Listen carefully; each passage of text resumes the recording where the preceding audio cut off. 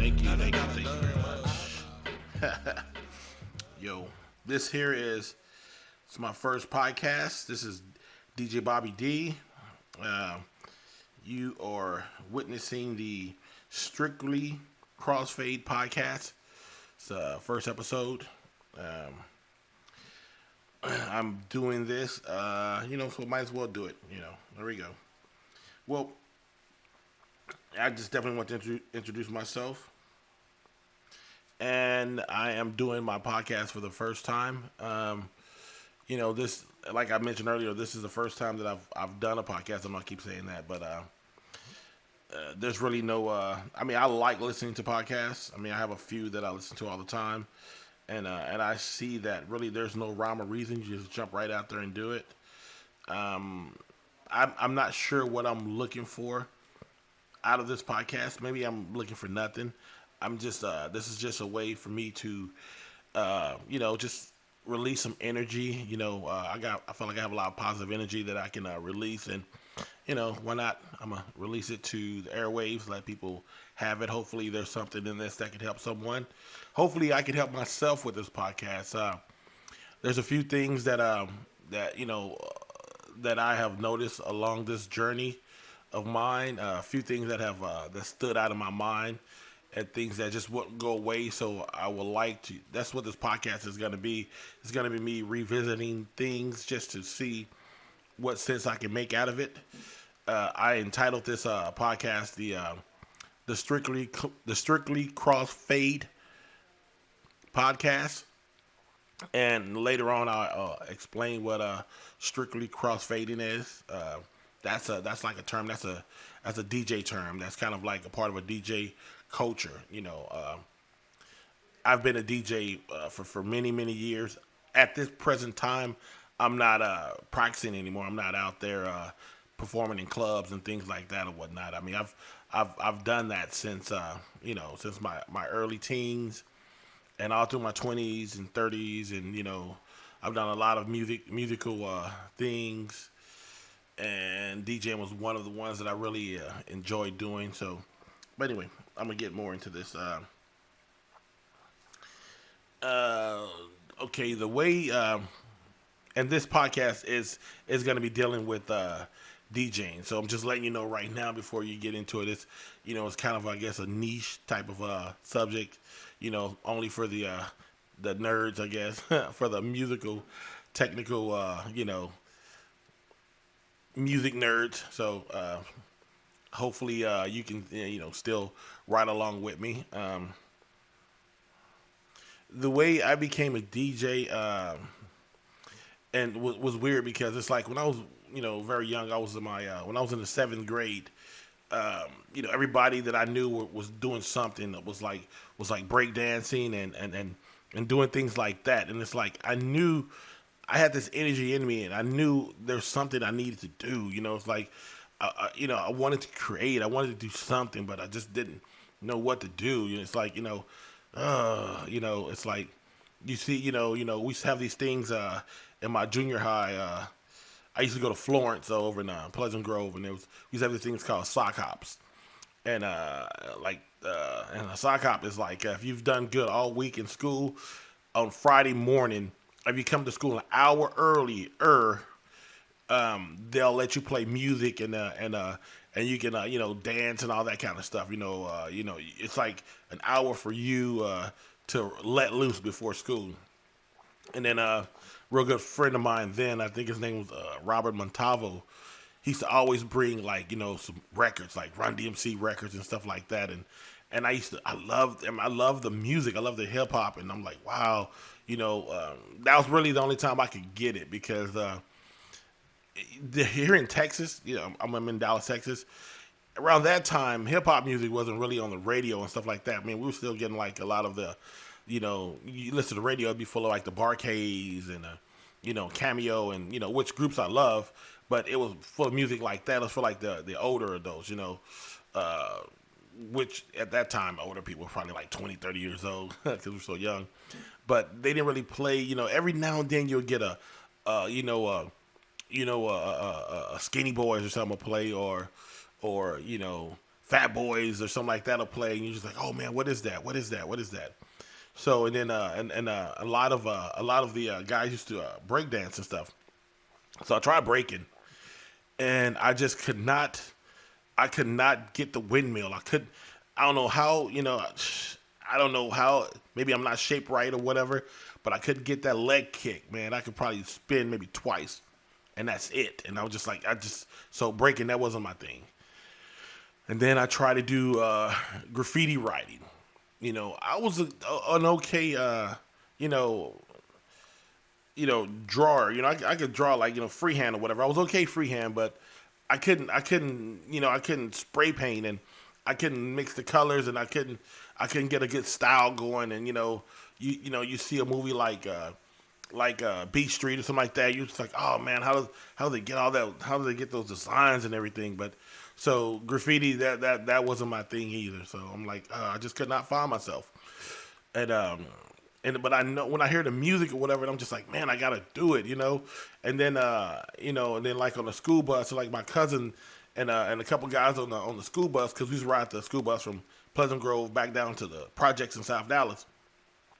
So they'll be on the back of the bus, and they'd be back there rhyming, like one of the songs, whatever they heard and whatever, like, the Run DMC, Suck MCs, everybody would rhyme that, and my cousin would always rhyme that, and and the guys they would do all, they would do that, and I mean, it's like I really, rhyming, that wasn't my thing either. It's like, I couldn't find what I could do in that medium. And then one day, and after I moved to East Dallas, and then I started living with my grandma, and then I got a job out in Garland at this place called a Hypermart, and I used to bring in carts and whatnot. So I was just like, I was bringing in some carts, and there was this car that was driving by, and this car was playing something, some weird shit. I'm like, what the hell is that? So I was standing in the parking lot, and the car came closer, and I swear I can hear somebody scratching and transforming the I think it was either the American anthem or Star Spangled Banner or something like that. I'm like, what the hell is that sound? I mean, it was crazy, and then there was bass and everything in with it, and the guy started rapping. He says blah blah blah, something Magic Mike, DJ Magic Mike on a whatever. And I remember DJ Magic Mike, DJ Magic Mike, DJ Magic Mike, and I'm just like, wow. And I'm thinking, so DJ Magic Mike is the one that was making that sound or whatever, and that intrigued me so much. I'm like, I'm a DJ. That's what I'm gonna do. I want to be a DJ. I want to learn how to cut. I want to learn how to scratch. I want to do that. And that did it. I worked there maybe like 4 weeks, and in those 4 weeks I got paid every week. And my first paycheck, boom, I went to the electronics section inside the store, and I bought me 2 speakers and an amplifier. I shit you not. And then after that, there's pawn shops about where my grandma lived, so I used to go up to the pawn shops. I bought 2 straight bar turntables because, I saw, you can see on the record cover the DJs had like 2 turntables. So I had 2 straight bar turntables, realistics, and then I went to the Radio Shack. Used to be a electronics store here back in the days. I went there and bought me a mixer, and I even know what a mixer does. I just saw the lines on there. So and then I saw and at the bottom it had the little fader. And then I learned later that's what the fader was. The fader is what you use to mix from one line, which is one turntable, to the next line, which is in the next other turntable. So through the fader, the volume goes up and down, going from one side to the next. So it's like now I have my equipment. I'm a DJ now, and then and it was effortless for me, to spend all of my time, practicing. It's like, getting records, and I used to get on the bus and ride the bus out to Oak Cliff and go to the top 10, record store and buy records, and spend whatever I had on records. I mean, I used to live with my grandma, and it's like, man, I would take money out to give to my grandma, and I'll tell her that I made whatever so I could keep more for myself, and I use that to buy records. and then I used to go to it used to be another music store here called Sound Warehouse. Every Thursday at like 8 in the morning or whatever, they brought out new vinyl. And that's back when they used to sell vinyl. They used to bring out new vinyl every Thursday, and I kid you not, every Thursday I would skip my first period class. I would get on the bus. I ride out to Sound Warehouse so I can be there as soon as they open up or whatever. They open up about 7:30 or 8 or whatever in the morning. As soon as they opened up, I was there to get the new vinyl before anybody else could get it. And put it in my backpack, and then from there I would go to school or whatnot, and that's all I did. I was just like play new records, and I would and then I started trying to learn how to cut. Every time you have to, like on a program or something, a DJ will come on, and you will learn stuff like. You see, like Run DMC will do perform. You see John Master J back there, and he's cutting. So I'm like to teach myself how to cut. This is way before the internet and stuff like that. So I just couldn't pull up a file and watch it. You have to use your instincts a lot on everything. So and that's what I did. And then I had partnered up with a friend of mine from the neighborhood. My best friend, actually still my best friend to this day, my friend Gilbert Alvarado. And back then he was DJ G Wiz. He came in a DJ with me. We partnered up and became DJs for the neighborhood. We were part of a crew called the Lotto Boys back then. And then and in those times, like, and this here is probably like what, the late 80s. And then in my neighborhood, there was, before the gangs and everything happened, it was a lot of DJ crews. We had like bass rock in the area. We had Eminem, which a good friend of mine, I think Julian Medina. He's still a radio DJ to this day. He DJs on the radios here in Texas. Yeah, there's a crew. I think Two Coast Syndicate. There's a lot of different crews that were in my area, in my neighborhood at the time, and so I used to Mobil DJ. And that was a big thing, man. Here, so if you're an East Dallas DJ, you can get a lot of work because like there's a lot of VFWs over here, and then there's a lot of girls that are having quinceañeras and birthdays and or whatever. So it was always something every weekend. It was real good work. But back in those days, there's a lot of big areas in Dallas. There's like Oak Cliff, and then Oak Cliff they had their own DJs, man. There's like definitely the Rincon brothers were financing a lot of things, and there was like a DJ over there named G Rock, and you'll learn more about G Rock later too, because G Rock's one of the DJs that made a difference in my life. Also, I never met him, and I'll hope to in the future maybe have him on one of the episodes and maybe talk with him. But for some reason, reason that really didn't matter, G Rock was like my enemy, and I didn't even know him. But that's just the way it was. It's like he was from another side of town. His name was ringing out, and it just made me mad. So, But anyway, so, and that was the thing, that's just, I guess that's just how it went here. Now, that's kind of like in a nutshell of how, how I became a DJ. Just, pretty much the different trial tribulation things I had to go through. Had to figure out what I wanted to do. What art form that I wanted to, because I know I want to be part of the experience. I want to be part of this whole art form, but I didn't know at what degree, and then I had to figure that out or whatever. And so let me get into what crossfading is. So the reason I named this podcast Strictly Crossfade podcast is because that's the style of DJ that I am. I'm a crossfade DJ. So, and that was a big belief for me, back in those days. Because on the mixer, and then when you're learning how to cut and scratch and whatnot, the bar that goes from east to west, that's the crossfade.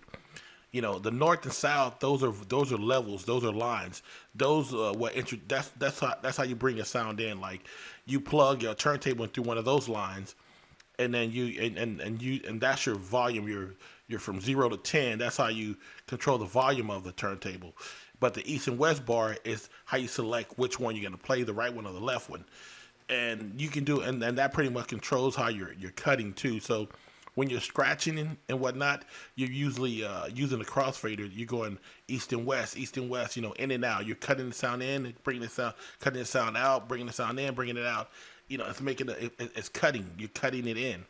So, but there, I mean, and you can make all the different assortment of sounds and whatnot by doing that. And some of the best DJs, they make the best sounds. They get more creative and they come up with very colorful ways of expressing themselves. Now there's another little piece that's at the top of one of the volume levels, the one that goes from north to south. There's a little cut in, a little button. Used to be on a lot of old mixers. The little button. It's either you can either click the sound in or click the sound out, and it was real small and real sharp. And a lot of DJs would use that to do a transform cut. They'll cut it in and out, and it makes your cut a little sharper. It gives your cut a more professional. If you say sound, it makes it easy. It's like an easier way of getting your cut in. It's like because it cuts out all the messy stuff. You don't have to develop that much of a touch if you cut that way, if you transform that way. And I was part of a coalition of DJs that didn't believe in that philosophy. We're like, no, we're just gonna go with the crossfade, and we'll cut out the sound, ourselves. That way that builds more of a signature, I think, with your cuts. So and one of my favorite DJs at the time was DJ Jazzy Jeff. It's like Jazzy Jeff was a strictly crossfade DJ. You see video of him, man, back in the days, and he was all about the crossfade. It's like there's DJs that and if you're a DJ, you can tell, you can hear it like DJ P Rock. P Rock used to use the little button, the little transform, little stick, and you can hear that little thing popping, and and it's just that, it's just like, but P Rock was a great DJ. I mean, I had a chance to see him in person. He came down here and they did a show, P Rock and CL Smooth, and the whole time he kept using that little switch up there, and then and it's just like, I don't know, I just thought that was too easy of a thing to do, but hey, teach his own. But Jazzy Jeff was just no. If Jazzy Jeff didn't do it, I didn't do it. So and the reason I held Jazzy Jeff in such high esteem, it's Jazzy Jeff from Philly, and DJs know, man. I don't know what happened in Philly. I don't know if a meteorite crashed in Philly, and that's where really the cabal needs to be, or that's really Mecca or whatever. But I don't know what happened, man. But somehow God has blessed Philly DJs with all the power in the world. I mean, because they start young, and they are professional as hell at it. Like my favorite DJ in the world, especially when I was super young, and still to this day. And one of the DJs made a big difference in my life. That would help to have on this show too. Is like DJ Miz. One day he was a young Philly DJ, and Jazzy Jeff, Cash Money. These guys are incredible. And I heard a recording of Jazzy Jeff. I think it was like 1985. It was him. I think it's on the I'm the DJ, He's the Rapper vinyl. And there's a live part on there with him and Jazzy Jeff. I mean, him and Fresh Prince, or I think they're in New York, and they're doing some a festival thing outside or whatever. And I think Fresh Prince is like, yeah, it's 1985 or whatever. And he's like, and Jazzy Jeff, and you hear Jazzy Jeff in the back on the cut, and he told him to do a transforming scratch. And Jazzy Jeff was doing a transformer scratch, I think in 1985, like he's been doing it for at least 10 years. I mean, this is 85. I mean, I know I'm not wrong about this here, but it's like, if you're a DJ, you know how that cut, and you take the time periods and whatever, it's just like something about Philly DJs, man. Those dudes they're just born with it, But there's quite a few other DJs that made a big difference in my life also. Definitely so far, we've got G-Rock, Magic Mike, DJ Miz, Jazzy Jeff. Let's see. And I can name a few more, that I will like to have on this podcast, and maybe talk to, and I can explain more of how they made a difference in my life. Then like DJ Debonair from I'll track that guy down. I think he was in Florida, but I think I think he's up in Memphis or somewhere. But I'll track him down. I'll get him. And there's some definitely like local DJs like DJ Baby G.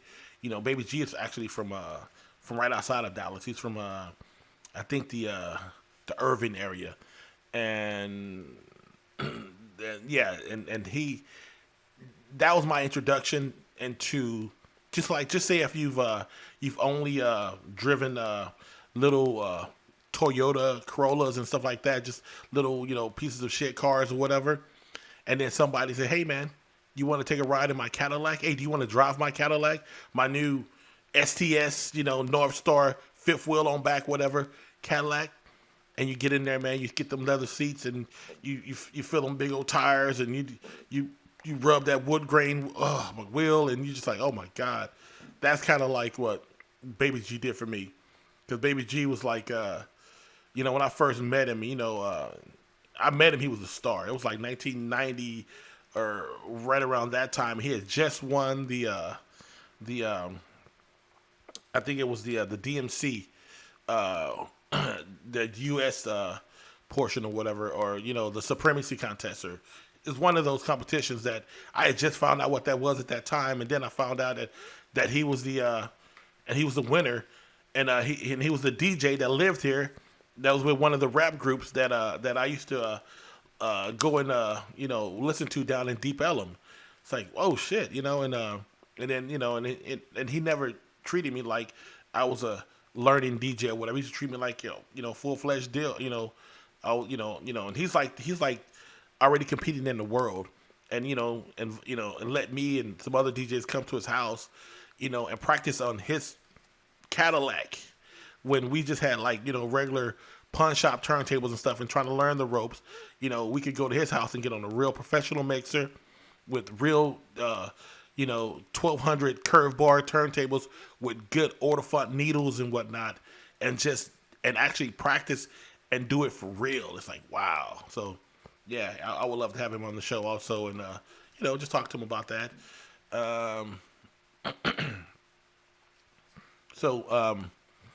I guess now it's coming around to like, what is my goal, or what am I trying to accomplish with this podcast? And like I mentioned earlier, I don't know. This is just in my. I just thought of having a podcast, and I'm just doing it. And there are people that I would like to talk to, and just make clear of things that are in my head that maybe I didn't have maybe it wasn't clear before. And I guess it could be therapy for myself. I don't know. But I'm not an accomplished DJ. I didn't win the Supremacy Contest. I didn't win the the DMC or anything like that. I didn't make millions of dollars and tour all over the world with I've done local stuff. I've done a little regional stuff too. I've been in a couple DJ competitions. The closest ones I've came to, I lost both of those competitions to G-Rock, which, like I mentioned to you earlier, he was the enemy. So hopefully we'll talk, to him about that. Let me get a drink of water. So yeah. So mainly, just therapy for myself. So we'll see, what this turns out to be. Hopefully I can get about maybe 10 episodes of this podcast recorded. And this right here, this is number 1. And I do thank, whoever is out there listening to me, and me and my stuttering, and I'm fighting to get through this right here. I do thank you very much for listening to me. So hopefully the next one will be a little better than this. I'm gonna try to incorporate some maybe some sounds, music or something like this with this also. Make flavor it up a little bit, and we'll see how it goes. This has been episode 1. Thank you very much for sitting here and hanging out with me and listening to my rant. All right, thank you. Peace.